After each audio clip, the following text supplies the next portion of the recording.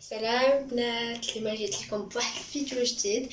الفيديو ديال اليوم هو عباره على واحد لاطارت اللي كتجي زوينه، واحد الكيك رائع بمقادير موجوده في كل بيت، زوينين ساهلين، يعني كتحضر يعني ما كتاخذش منك بزاف ديال الوقت. المقادير ديالها زوينين بساطين ساهلين ولا المذاق يعني رائع. نتمنى منكم تجربوا هذه الوصفه وخليكم مع المقادير وطريقه التحضير باش تعرفوا اكثر على هذه الوصفه الهائله. غادي نحتاجو في المقادير ديال هاد لاغوسيت بيضه وحده، كاس ديال الحليب، نص كاس ديال الزيت، نص كاس ديال السكر، 8 معالق ديال الطحين، واحد القبيصه ديال الملحه، وعندنا هنايا جوج خمارات اي ما يعادل 14 غرام، عندنا هنايا معلقه كبيره من الكاكاو، وعندنا هنايا معلقه كبيره من الفاني هي ساشي. من دابا اول حاجه غادي نبداو بخلط المقادير. غادي نجيبو واحد لو بول، نديرو بصه ديال الملحه، غادي نزيدو ليها بيضه، غادي نزيدو ليها نص كاس ديال السنيده، وغادي نزيدو ليها ساشي ديال الفاني، وغادي نخلطوهم مزيان.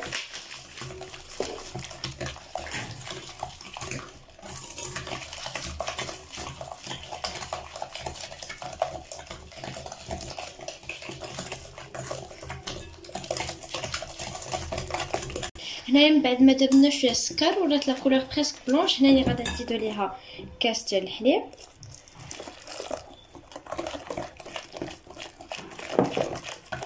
غنخلطوهم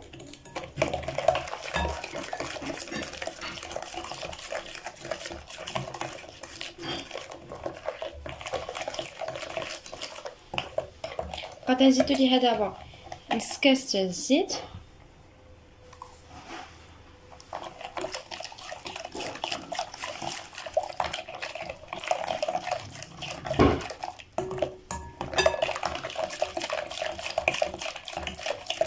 غادي نبقاو كنخلطوهم مزيان.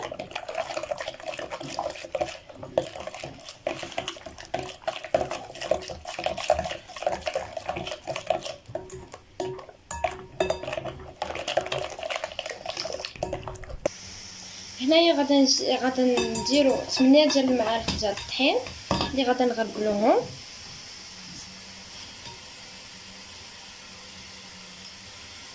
جوج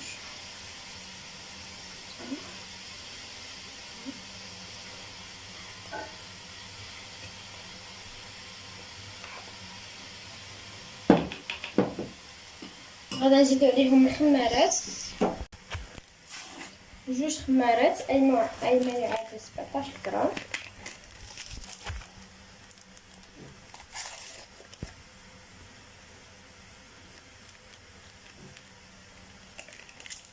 وغادي نزيدو الكاكاو، ساشي ديال الكاكاو اي معلقه كبيره،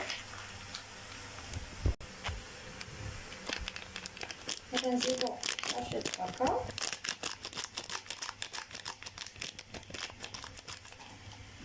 اخر حاجه ملي غادي نغربلو هاد المكونات هادو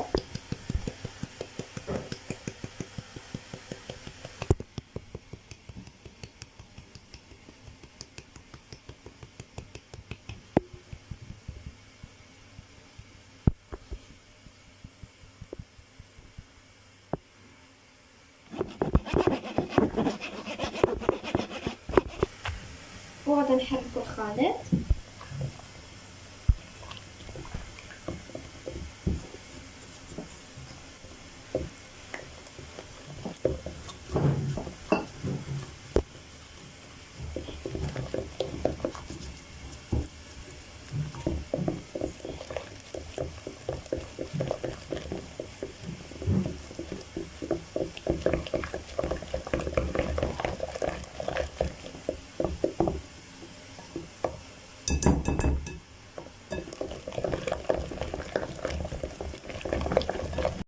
الخليط ديال الكيك ديالنا ما جا لا عقد لا خفيف، جا يعني القوام ديالو عادي.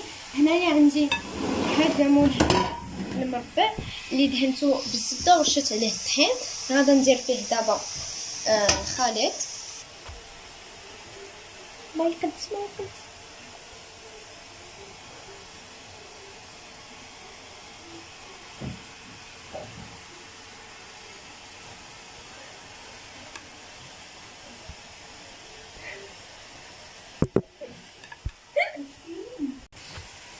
حنايا درناها في المول، واخا المول شويه كبير ولكن غادا نقسموها على جوج.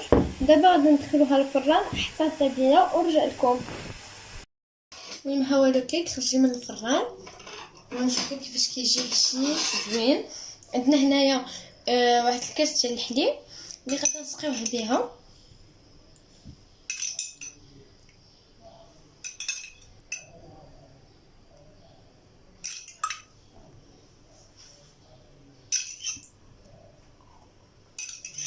باش ما كتجيناش شويه ناشفه.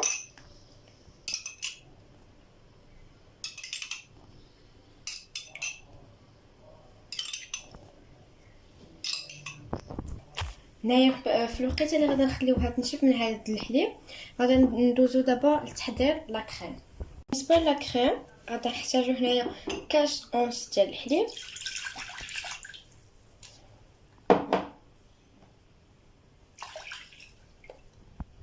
غادا نحتاجو كاس ديال الكوك،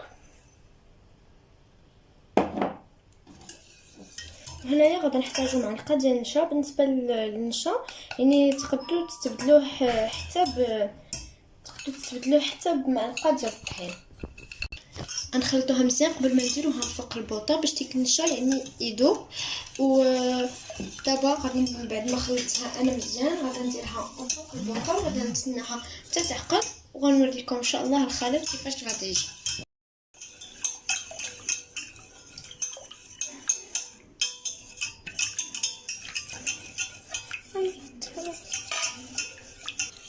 ما نوقفوش على التحراك وغادي نتسناوها حتى تعقد لينا، يعني ما نوقفوش على التحراك. كنخلطو بحال هكا والما نبقى كنخلط حتى نسالي ونرجع لكم. هي غندوز لتحضير صوص الشوكولا اللي غادا ندير فيها كاس ديال الحليب. غادا ندير معاها واحد المعلقه صغيره ديال الكاكاو. بالنسبه لي انا هنايا راه دايره الخليط ديالي كيعقد، انا كندير يعني هذه اللي كانت عندكم يعني شي واحد يعاونكم. درت معلقه ديال الكاكاو وغادا نزيد ليها معلقه ديال الشوكولا، اي نوع شوكولا عندكم ديال الدهن.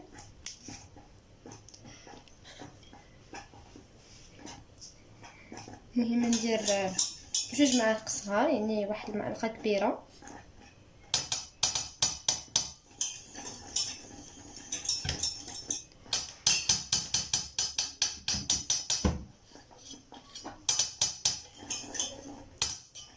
غنخلطوهم وغادا نزيد ليها واحد المعلقه ديال المايزينا.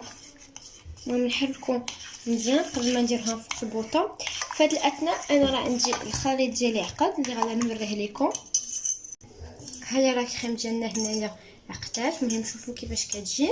هنايا في هذه الاثناء عندنا هنا صوص الشوكولا اللي غادا نخلطوها مزيان قبل ما نديروها فوق البوطه. وغادا نشعلو عليها البوطه.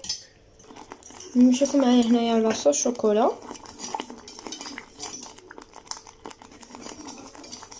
هنايا الكيك ديالي قسمته على جوج وغادا ندير فيه هاد لا كريم هادي.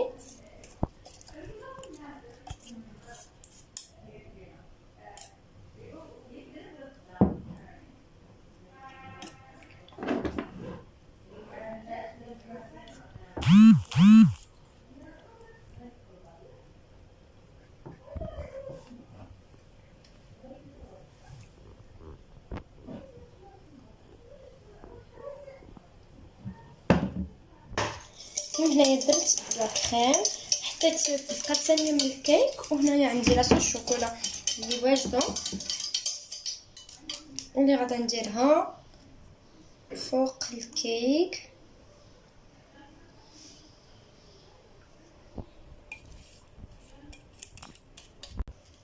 من بعد ما درت صوص الشوكولا دابا غادي ناخذ هنايا عندي دي مورسو ديال الشوكولا نوار اللي غادا نحكو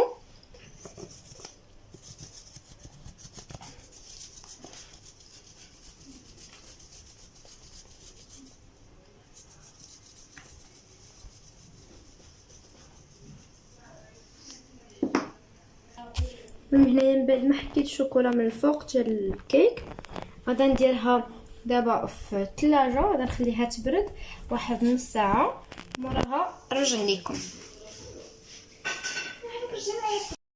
هذا هو الشكل النهائي ديال الكيك ديالنا. صراحه المذاق ديالو هائل لا يوصف، كنتمنى لكم تجربوه، ولا جربتوه ما غاداش يخيب الظن ديالكم حيت المذاق ديالو زوين بزاف. هذه كانت هي الوصفه ديال اليوم. الا عجبتكم ما تنساوش بيان سور ديروا لايك وتابوناو في لاشين، وبصحه والراحه.